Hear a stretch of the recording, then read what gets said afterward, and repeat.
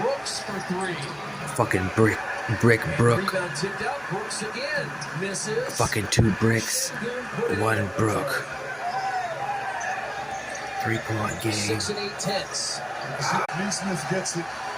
And he'll dribble the clock out, and the Pacers come back from a double-figure second-half deficit and hold off the Houston Rockets 132-129. Fuck you, Brook. This pussy.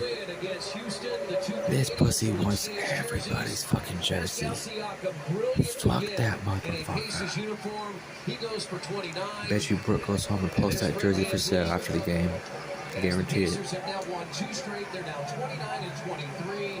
Yeah, man, I've been getting that good heat. Yeah, man, yeah, things been good, man. I checked out that new car right there, man. Yeah, good game, brother. Good game up there, brother.